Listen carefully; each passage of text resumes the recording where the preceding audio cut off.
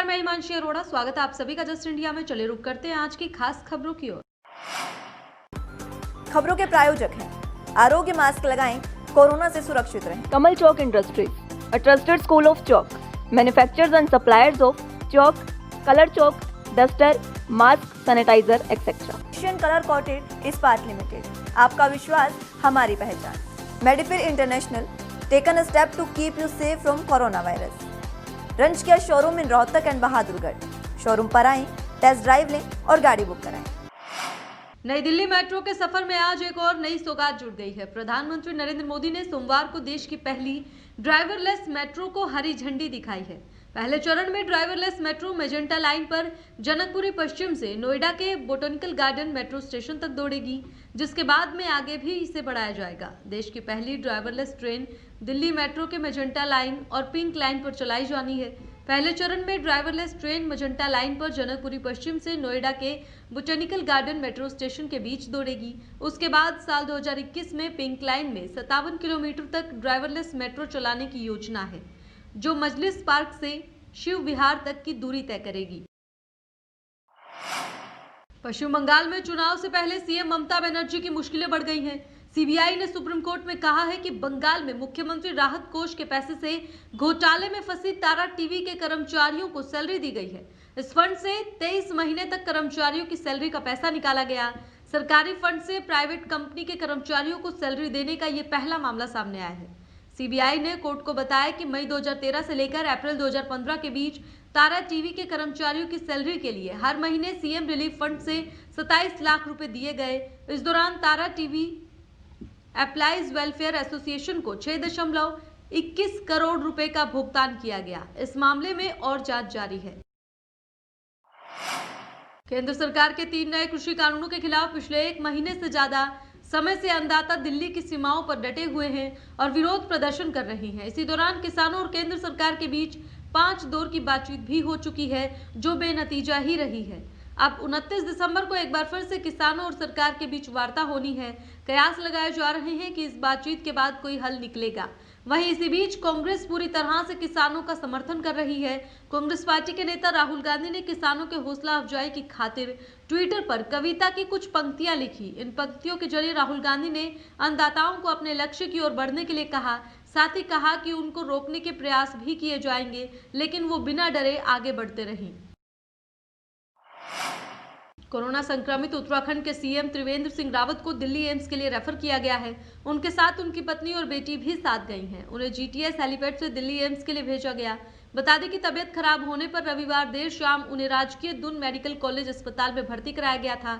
अस्पताल के वरिष्ठ चिकित्सकों ने मुख्यमंत्री के फेफड़ों का सीटी स्कैन कराया था, जिसमें हल्का इन्फेक्शन पाया गया था। मुख्यमंत्री के फिजिशियन डॉक्टर एनएस बिष्ट ने बताया कि उनके स्वास्थ्य में अभी सुधार है, लेकिन दिल्ली एम्स में चिकित्सीय परामर्श की सलाह दी गई है। वहीं उनकी कुछ जांचें होनी है। बता दें कि 18 दिसंबर को मुख्यमंत्री रावत की कोरोना जांच रिपोर्ट पॉजिटिव आई थी, जिसके बाद से वो होम आइसोलेशन में थी। विधानसभा सत्र में भी वो वर्चुअल रूप से शामिल हुए। इसके अलावा कई अन्य कार्यक्रमों में भी ऑनलाइन ही जुड़ रहे थे। जींद के उचाना थाना में नशा तस्करों से सीआईए की मिली भगत सामने आने के बाद डीआईजी कम एसएसपी ओपी नरवाल ने कड़ी कार्रवाई करते हुए 8 पुलिस कर्मचारियों को तुरंत सस्पेंड कर दिया है और एसआईटी का गठन भी किया है। रविवार को एएसपी अजीत सिंह शेखावत ने एक प्रेस कॉन्फ्रेंस में बताया कि इस मामले की तह तक जाया जाएगा और अगर पुलिस कर्मचारी की मिलीभगत पाई गई तो उनके खिलाफ कड़ी कार्रवाई की जाएगी। बता दें कि 24 दिसंबर को Haryana state narcotic control bureau की टीम ने थाना उचाना में खड़े ट्रक पर रेड की थी, जिसमें उन्होंने 398 किलो डोडा पोस्ट बरामद किया था। इस पूरे घटनाक्रम में सीआईए के कर्मचारियों की मिलीभगत सामने आई थी। उसको संज्ञान में लेते हुए जिला पुलिस ने तुरंत प्रभाव से 8 कर्मचारियों को निलंबित कर दिया और 2 कर्मचारियों सहित जो पहले से गिरफ्तार आरोपी थे, उनके खिलाफ Haryana state narcotic control bureau की तरफ से थाना उचाना में मुकदमा नंबर 392 दर्ज कर दिया गया। इसमें सीआईए कर्मचारियों की बदनीयती, मिलीभगत सामने आई। उसको संज्ञान में लेते हुए जिला पुलिस ने सीआईए के 8 कर्मचारियों को तुरंत प्रभाव से निलंबित कर दिया। साथ ही Haryana state narcotics control bureau ने 2 कर्मचारियों सहित जो पहले से गिरफ्तार आरोपी थे, उनके खिलाफ एक फिर से मुकदमा 392 नंबर दर्ज किया है। रादौर में दिन दहाड़े एक अज्ञात युवक ने घर में घुसकर पूर्व विधायक के पुत्र और वार्ड नंबर 4 के पार्षद देवेंद्र लक्की पर फायरिंग कर गंभीर रूप से उसे घायल कर दिया। गंभीर रूप से घायल पार्षद को रादौर के सरकारी अस्पताल में ले जाया गया, लेकिन गंभीर स्थिति को देखते हुए चिकित्सकों ने प्राथमिक उपचार के बाद उन्हें यमुनानगर रेफर कर दिया। फिलहाल पुलिस मौके पर पहुंचकर मामले की छानबीन में जुट गई है। आपको बता दें कि रादौर के वार्ड नंबर 4 में युवा कांग्रेसी नेता और पार्षद देवेंद्र लक्की के घर पर अचानक गोली की आवाज सुनकर सभी घर की ओर दौड़ पड़े तो देखा कि पार्षद देवेंद्र लक्की गंभीर रूप से घायल अवस्था में पड़ा है, जिसके बाद गंभीर रूप से घायल पार्षद को उपचार के लिए सरकारी अस्पताल ले जाया गया, जहां पर गंभीर स्थिति को देखते हुए चिकित्सकों ने उन्हें प्राथमिक उपचार के बाद यमुनानगर रेफर कर दिया। सरकारी अस्पताल के एसएमओ डॉक्टर विजय परमार ने बताया कि गोली पार्षद देवेंद्र लक्की की दाहिनी जांघ के पास आर पार हो चुकी है, जिसकी गंभीरता को देखते हुए उन्हें यमुनानगर ट्रामा सेंटर में रेफर किया गया। बस वही इसमें क्या है, अचानक कुर्सियां कार लग रहे थे बिछाण, बस एकदम जो है ना परली साइड से कोई बंदा आया और वो गोली मार के भाग गया। जिनको गोली लगी कौन है ये? लक्की पार्षद हैं? पार्षद है, वार्ड नंबर कौन से? वार्ड नंबर 4 के। तो क्या माना जा रहा है क्या किसने करी हो गया? ये तो उन्हीं ने करी, बस जो पहले इन्होंने हमला किया। जिन्होंने पहला हमला करा। देखिए, अभी थोड़ी देर पहले हमारे पास वार्ड नंबर 4 के पार्षद हैं मिस्टर लक्की, उनको लेके आए थे, तो उनकी जांघ के अंदर गोली लगी हुई है, तो जिसका उपचार जो था यहाँ हमारे CSC में किया गया, प्राथमिक उपचार उसको दे दिया गया। और क्योंकि जो उसकी जांघ में तो खून ज़्यादा था, तो उसकी गंभीरता को देखते हुए हमने यहाँ से उसको सिविल हॉस्पिटल यमुनानगर में रेफर किया। एक गोली से? हाँ, एक गोली एक लगी थी, जिसका वो जहाँ से लगी थी गोली वो भी रास्ता दिखाई दे रहा था, और जहाँ से गोली निकली है बाहर वो भी रास्ता दिखाई दे रहा था, यानी कि आर पार गोली आर पार हुई है पटके। मतलब काफ़ी नज़दीक से मरी गई। हाँ, ये लग ऐसे ही रहा है कि नज़दीक से ही फायर किया गया। गुरुग्राम के सोना में सरकारी सीनियर सेकेंडरी स्कूल को आज 100 साल पूरे हुए, जहां DEO एजुकेशन अधिकारी और स्वतंत्रता सेनानी भी पहुंचे और 100 साल पूरे होने पर बड़ी धूमधाम से गोल्डन जुबली मनाई गई। इस मौके पर बच्चों ने खूब डांस किया और गाने गाकर समा बांधे रखा। बता दें कि इसी स्कूल में पढ़ाई करके कई छात्र और छात्राएं IAS और IPS भी बन चुके हैं। तो यहाँ से 100 साल में बहुत ही बच्चे पढ़ लिख के IAS अफसर भी बने, IAS बने, जज बने, डॉक्टर बने, कर्नल बने, ब्रिगेडियर बने। बहुत खुशी का लम्हा आज महसूस हो रहा है। स्टेज जो हमने आज बनाई, इसका हमें बहुत गर्व महसूस हो रहा है कि ऐसे सामाजिक कार्य हम अपनी ज़िंदगी में करते रहें। और आज गांव की तरफ से, कमेटी की तरफ से मुझे बहुत गर्व महसूस हो रहा है। जो हमारे सीनियर सिटीजन हैं, कर्नल धर्मपाल जी, बाबूजी तनवीर जी, और गांव का सभी का सहयोग है, और जो सभी को पुराने प्रिंसिपल्स जो यहाँ सेवा दे के गए स्कूल में, और जितने भी अपने अफसर्स यहाँ पे सभी को सम्मानित किया जा रहा है। कि हमारे जो गांव के जो बच्चे हैं, उन्होंने शुरू से ही लगन रही है स्कूल के लिए, और मैं इस स्कूल जो सूबेदार फकीरा सिंह जिन्होंने स्कूल का उद्घाटन किया था, उनके लिए मैं बहुत आभार व्यक्त करता हूं, उनको सत नमन करता हूं कि उन्होंने ये जो कार्य किया, बहुत ही सुंदर कार्य किया। उसके लिए मैं सूबेदार फकीरा जी का दिल से आभार व्यक्त करता हूं। और जो हमारे ग्रामवासी हैं, जिन बच्चों ने इस स्कूल का नाम रोशन किया है, जो अच्छी ऊंची पोस्ट पर गए हैं, उनका मैं हृदय से आभार व्यक्त करता हूं। फकीरा ने यहाँ पर जिस संघर्ष के साथ नींव रखी थी, वो अपने आप में एक बहुत बड़ी अचीवमेंट थी उस समय की।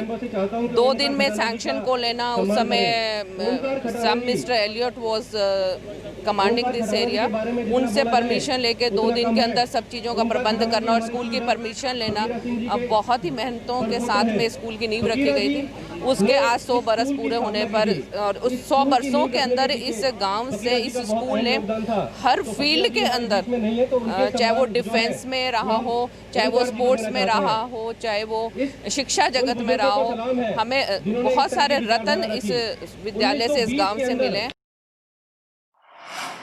रोहतक में वैश्य व्यायाम शाला के हॉल में बालाजी युवा सेवा समिति की ओर से कंबल और स्वेटर वितरण समारोह का आयोजन किया गया, जिसमें मुख्य अतिथि के तौर पर वैश्य एजुकेशन सोसाइटी और जैन सभा के पूर्व प्रधान समाज सेवी उद्योगपति नवीन जैन और विशिष्ट अतिथि के तौर पर समाज सेवी राजेश गुप्ता ने शिरकत की।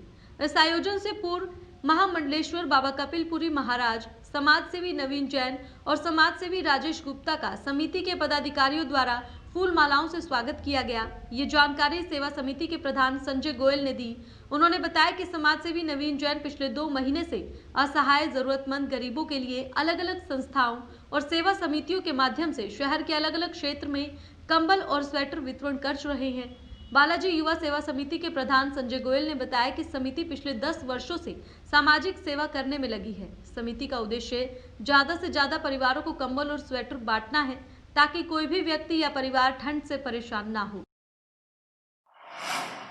यमुनानगर में बेखौफ बदमाशों ने जगाधरी बस स्टैंड के नजदीक एक व्यक्ति को गोली मार उसकी स्विफ्ट गाड़ी छीन ली। बदमाशों ने व्यक्ति को जो गोली मारी वो जांघ में जा लगी, जिसके बाद घायल युवक को सिविल अस्पताल जगाधरी में भर्ती करवाया गया, जहां से उसे पीजीआई चंडीगढ़ रेफर किया गया, जहां इलाज के दौरान देर रात युवक की मौत हो गई। वहीं इस घटना की सूचना मिलते ही यमुनानगर के SP Kamaldeep Goyal, CIA 1 city Jagadhri scene of crime की टीम मौके पर पहुंची और मामले की जांच शुरू की। पुलिस को इस घटना की CCTV मिली है जिसमें यह वारदात कैद हुई है। CIA की टीम CCTV फुटेज खंगाल रही है। CIA 1 इंस्पेक्टर राकेश मटोरिया ने बताया कि इस मामले की हर एंगल से जांच की जा रही है ताकि वारदात को अंजाम देने वाले बदमाशों को जल्द से जल्द गिरफ्तार किया जा सके। एक शख्स है, उसको गोली लगने की सूचना है, उसकी गाड़ी छीनने की बात सामने आ रही है, जिसके संबंध में हम यहाँ इंक्वायरी कर रहे हैं। वो लड़के को अभी रेफर किया गया है। बाकी हम एरिया की CCTV वगैरह चेक कर रहे हैं। जैसे भी सूचना मिलती है हम आपको बताएंगे। बिलासपुर के पास एक अजीतपुर गांव का रहने वाला बताया जा रहा है अभी तक। बाकी हम इन्फॉर्मेशन ले रहे हैं, तो बाकी जैसी डिटेल्स इन्फॉर्मेशन आएगी आपको बता देंगे। आश्रम से लौट रही महिला को फल में नशीला पदार्थ देकर उसके साथ 2 व्यक्तियों द्वारा सामूहिक दुष्कर्म करने का मामला सामने आया है। आरोपी वारदात के बाद पीड़िता का मोबाइल भी छीन कर ले गए। महिला थाना पुलिस ने पीड़िता की शिकायत पर एक व्यक्ति को नामजद कर एक अन्य के खिलाफ सामूहिक दुष्कर्म समेत विभिन्न धाराओं के तहत मामला दर्ज करवाया है। शहर थाना इलाके की एक महिला ने पुलिस को दी शिकायत में बताया कि गत 19 दिसंबर को वो नहर के निकट बने आश्रम में गई हुई थी। उसी दौरान उसकी मुलाकात गांव डाटा हिसार निवासी कृष्ण से हुई। कृष्ण के साथ एक अन्य व्यक्ति भी था। देर शाम को जब वो आश्रम से घर की तरफ लौट रहे थे तो कृष्ण ने उसे खाने को फल दिया, जिसके बाद वो अपनी सुध-बुध खो बैठी, जिसका फायदा उठाकर दोनों ने उसके साथ नहर के निकट सुनसान जगह पर सामूहिक दुष्कर्म किया। बाद में आरोपित उसका मोबाइल फोन भी छीनकर अपने साथ ले गए। महिला थाना पुलिस ने पीड़िता की शिकायत पर मामला दर्ज कर मामले की छानबीन शुरू कर दी है। खबरों के प्रायोजक थे कमल चौक industries, a trusted school of chalk, manufacturers and suppliers of chalk, color chalk, slate pencil, duster, dustless chalk, housekeeping material, mask, sanitizer, hand wash. Office number 201, first floor, Town Center Mall, D Park, Model Town, Rohtak. Corona महामारी से लड़ने के लिए आरोग्य mask लाया है आपके लिए सबसे आधुनिक मास्क। इसके साथ ही आपको मिलेगी आधुनिक PPE किट, वो भी बहुत ही सस्ते रेट पर। contact@arogyamask.com पर जाएं और हमसे संपर्क करें या फिर www.arogyamask.com से जुड़ें। इसके साथ ही आप हमें कॉल कर सकते हैं। हमारा पता है Anand international, plot number 181, Panipat, Haryana. Be Fast Fit, India's fastest growing fitness chain, now at Rohtak D Park.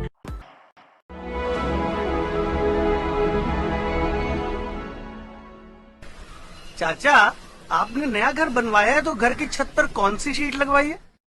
बेटा, मैंने अपने घर की छत पर एशियन शीट लगवाई है क्योंकि वो कभी न मिटने वाले ओरिजिनल निशान की चादरें हैं। साथ में ISI का चिन्ह, 5 साल की वारंटी के साथ साथ पैसों का सही मूल्य देने वाली वही इकलौती शीट्स हैं। क्योंकि नाम नहीं, पहचान जरूरी है। फिलहाल इस बुलेटिन में इतना ही, लेकिन बाकी की तमाम खबरों के लिए आप देखते रहें जस्ट इंडिया। नमस्कार।